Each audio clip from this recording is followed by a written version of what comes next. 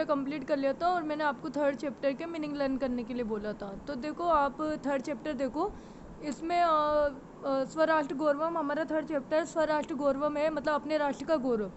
अब ये जो तीसरा पार्ट है इसके बारे में कुछ पाठ्य परिचय है जो मैं आपको बता रही हूँ। तो देखना इसमें कि अस्माकम चिंतने, हमारे विचार में राष्ट्र से अवधारणा यानी राष्ट्र की अवधारणा अति प्राचीन विद्यते यानी अत्यंत प्राचीन है। वेदेशु अपि, वेदों में भी आ राष्ट्र राजन्य, मतलब आ राष्ट्र राजन्य ये यजुर्वेद से लाइन ली गई। तो आपको दिख रहा है कि इसमें भी राष्ट्र शब्द का उपयोग किया गया है। वयम राष्ट्र जागृयाम, और हम राष्ट्र में जागृत हो, इसमें भी राष्ट्र शब्द का प्रयोग किया गया है, ये भी यजुर्वेद से लिया गया है। और अहम राष्ट्रीय संगमनी वसुनाम, ये ऋग्वेद से लिया गया, इसमें भी राष्ट्रीय शब्द का प्रयोग किया गया है। तो देखो इत्यादि इतने बहुत से मंत्रों में राष्ट्र शब्द के प्रयोग से एतत् स्पष्टम अस्ति, यह स्पष्ट हो गया है कि अस्मदीय, हमारे राष्ट्र संबंधी अवधारणा यानी राष्ट्र संबंधी जो अवधारणा है हमारी अवाचीना, वो बहुत ज़्यादा अर्वाचीन, बहुत ज़्यादा प्राचीन है। और पश्चिमा च आगता, और पश्चिम से ली गई है। इस प्रकार जो व्यक्ति मन्यते यानी मानते हैं, ते तु वस्तुतः भ्रांता संति, वे वस्तुतः वो तो विचलित है, भ्रांत है कि मतलब वो जो कुछ लोग मानते हैं ना कि ये पश्चिम से आई गई है, वो लोग भ्रांत है, उनको विचलित है वो। क्योंकि देखो आपको पता है हमारे वेद कितने पुराने हैं, तो हमारे वेद कितने पुराने हैं, तो ये जो है ये हमारे पश्चिम से आई गई नहीं है, ये हमारी बहुत हमारे वेदों से ली गई है। तो ये राष्ट्र शब्द का प्रयोग जो है मतलब बहुत पुराना है।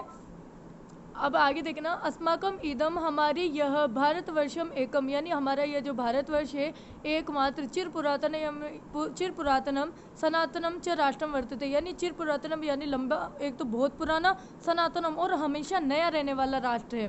ठीक है, हमारा जो भारतवर्ष है ये चिर पुरातनम यानी बहुत ज़्यादा पुराना और बहुत ज़्यादा नया है। किंतु अत्र, लेकिन कुछ यहाँ ऋषि भी मुनि भी, कुछ यहाँ पर जो यहाँ के जो ऋषियों और मुनियों, कवियों और तत्व चिंतक और तत्वों को जानने वालों के द्वारा केवल भौतिक भौगोलिक राजनीतिक घटक को ही राष्ट्र इस प्रकार नहीं माना गया है। राष्ट्रम इति यद उच्यते, राष्ट्र तो उसको बोला गया है, तत् जो कि अत्र एकम, जो कि यहाँ पर सब एक होकर, जब सबकी मतलब जो चेतन है, सबका मन एक हो, सबकी संस्कृति एक हो, उस घटक को ही राष्ट्र माना गया है। वयम इदम, हम यह राष्ट्रत एवं मन्यामः, हमारे द्वारा यह राष्ट्र ही हमारे द्वारा माना गया है। एतत् वे भारत अस्माकम दृष्टो, यह जो हमारा जो भारत है, दृष्टो न कश्चित, ये कभी भी हमारे भारत को मृत्यु पिंडो यानी मिट्टी के पिंड के समान, मिट्टी का पिंड व भूखंड, और भूखंड यानी भूमि का एक टुकड़ा नहीं माना गया है, अपितु ये तो मातृभूमि, हमारी मातृभूमि मानी गई है। मतलब भारत जो है हमारा, जो भारत है, उसको केवल एक मिट्टी का पिंड ही नहीं, टुकड़ा ही नहीं माना गया है और भूखंड ही नहीं माना गया है, ये तो हमारा मातृभूमि है। यथा जिस प्रकार किल निश्चय ही उक्तम अर्थवेद, निश्चय जिस प्रकार अर्थवेद में कहा गया है कि माता भूमि, कि माता तो भूमि तो मेरी माता है, पुत्रो अहम पृथ्वी, और मैं पृथ्वी का पुत्र हूँ। मतलब भूमि को तो माता माना गया है और पृथ्वी का पुत्र हम है, हम पृथ्वी के पुत्र हैं। तो माता भूमि यानी भूमि हमारी माता है, पुत्र अहम पृथ्वी, और मैं पृथ्वी का पुत्र हूँ।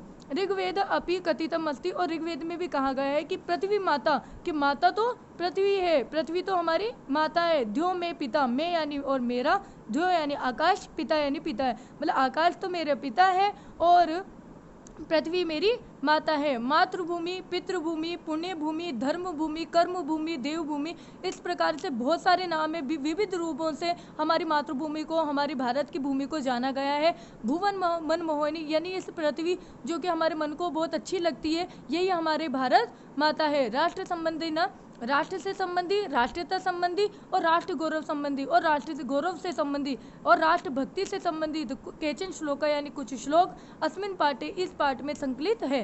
तो हम ये पाठ को पढ़ेंगे, स्वराष्ट्र गौरवम, हमारे राष्ट्र का गौरव। इसमें हमें राष्ट्र के गौरव से संबंधी, राष्ट्रीयता से संबंधी और राष्ट्रभक्ति से संबंधी और राष्ट्र से संबंधी हमें बहुत से श्लोक पढ़ने को मिलेंगे। हम इन श्लोकों को पढ़ेंगे, ठीक है। तो अब मैं नेक्स्ट चैप्टर के आपको, मतलब इस चैप्टर के आपको नेक्स्ट वीडियो डालूंगी, आप उसको देखना, अच्छे से पढ़ना। और जो मैंने आपको थर्ड चैप्टर के मीनिंग लर्न करने के लिए बोला था, आप इस थर्ड चैप्टर के पूरे अच्छे से मीनिंग लर्न कर लेना। और ये जो चैप्टर है, जो मैंने आपको इसके परिचय बता दिया, आप इसकी बार बार प्रैक्टिस करना, लेकिन आपको इसका पूरा हिंदी अनुवाद आना चाहिए, ठीक है।